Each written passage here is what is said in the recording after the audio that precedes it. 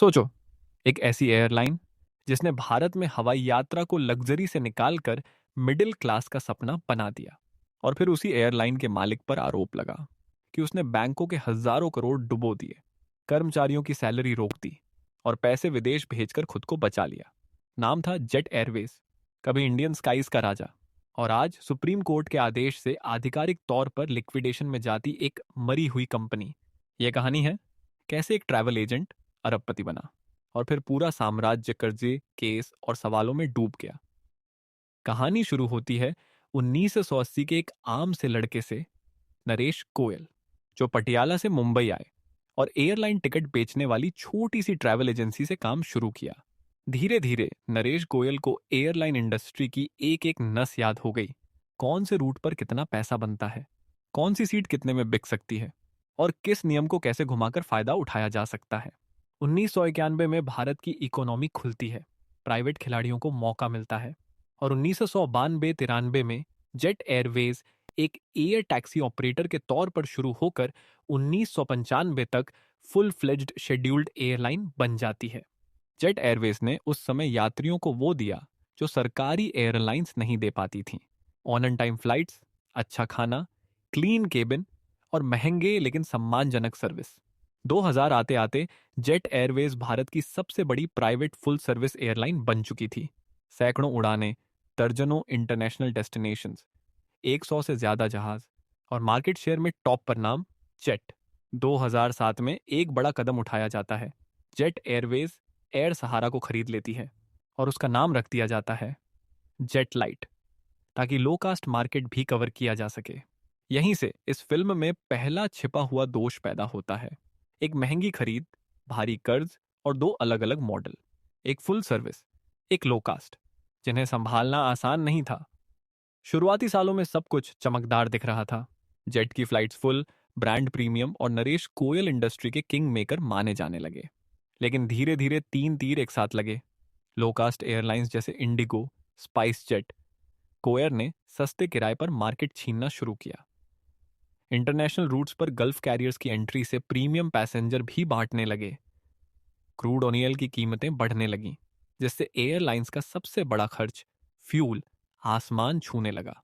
Jet Airways, जिसके पास high cost structure था, free meals, high salary, महंगे लीजिंग मॉडल, उसे लोकास्ट कैरियर्स की तरह टिकना मुश्किल हो रहा था। ऊपर से एयर सहारा की डील बहुत महंगी पड़ती है। हजारों करोड़ में खरीदी गई कंपनी, पर रेवेन्यू उतना नहीं। कर्ज बढ़ता चला गया। 2010 आते आते जेट का बैलेंस शीट भारी होता जा रहा था।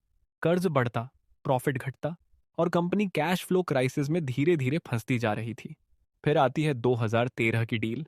अबू धाबी की एटिहाद एयरवेज जेट में 24% स्टेक लेकर पार्टनर बनती है।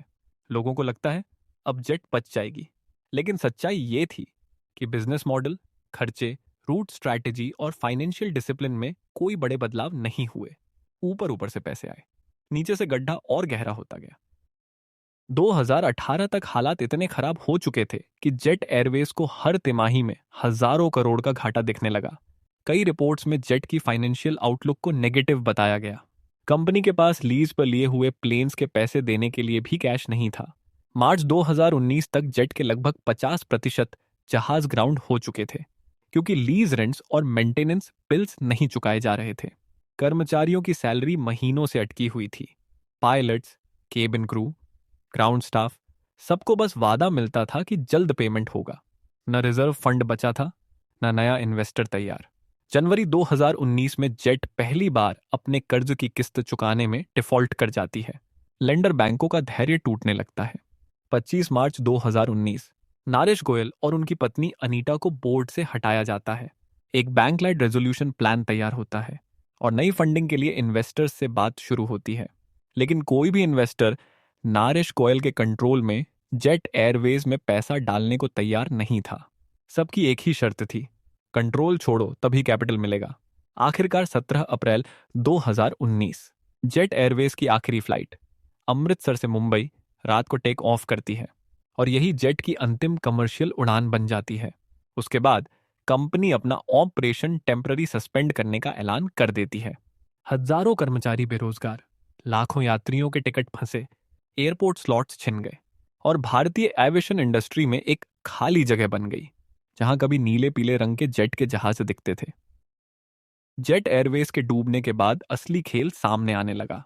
बैंकों ने एनसीएलटी में कंपनी को दिवालिया इंसॉल्वेंट घोषित करने के लिए केस डाले और इंसॉल्वेंसी एंड बैंक्रप्सी कोड के तहत रेजोल्यूशन प्रोसेस शुरू हुआ। 2019 में एनसीएलटी के तहत जेट एयरवेज की इंसॉल्वेंसी शुरू हुई। कुल कर्ज लगभग $1.2 बिलियन के आसपास माना गया। कई घरेलू और विदेशी क्रेडिटर्स लाइन में खड़े थे। बैंक, लीजर्स, वेंडर्स, कर्मचारियों की ड्यूज। एक कंसोर्टियम, चलन कलरॉक कंसोर्शियम जेकेसी, आगे आता है और जेट को रिवाइव करने का प्लान देता है। एनसीएलटी और बाद में एनसीलैट तक ये प्लान अप्रूव भी होता है, लेकिन असली पैसे, फंड इन्फ्यूजन आने में साल दर साल लग जाते हैं। 5 साल तक ये ड्रामा चलता है। कर्मचारी इंतजार में, क्रेडिटर इंतजार में, जेट का नाम बस कोर्ट फाइलों और न्यूज में बचा हुआ।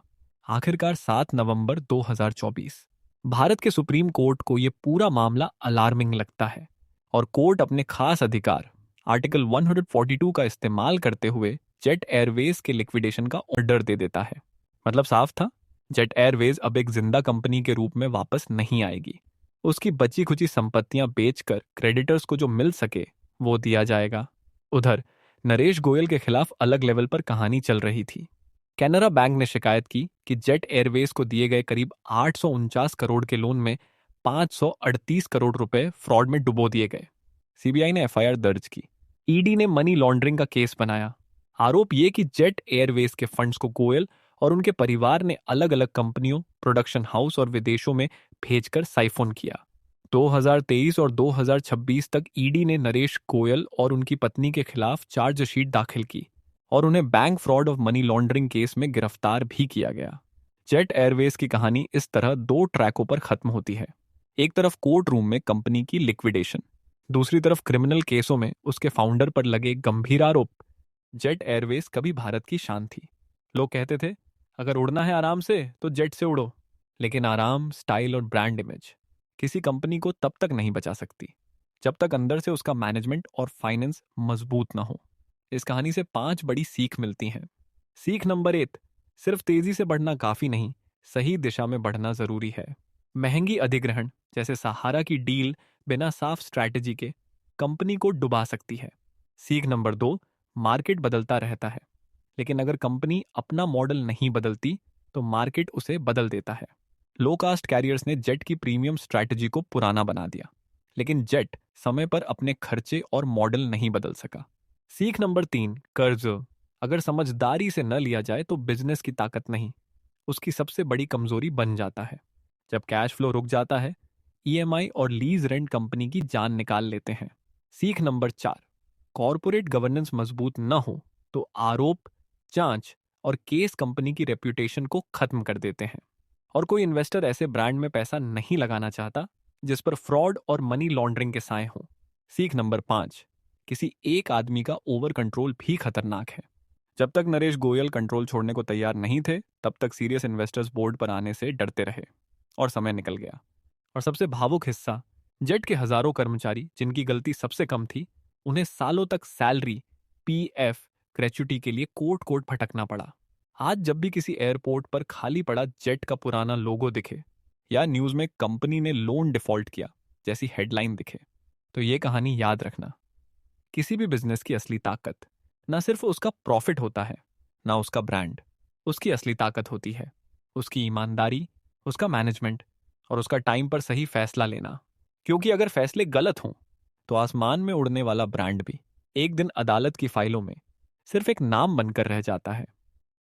दोस्तों, अगर जेट एयरवेज की ये कहानी आपको हिला गई, अगर आप भी चाहते हो कि ऐसे रियल बिजनेस ड्रामा और सीखें, तो राइट नाउ सब्सक्राइब करो और बेल आइकन दबाओ, क्योंकि अगली वीडियो में हम लाएंगे इंडिया के ऐसे ही एक और साम्राज्य का पतन। क्या हो सकता है? कमेंट में गेस करो, लाइक करो अगर सीख मिली, शेयर करो ताकि आपके दोस्त भी सावधान रहें। और धन्यवाद कि आपने मेरे साथ ये सफर पूरा किया। आप जैसों के बिना चैनल असंभव है।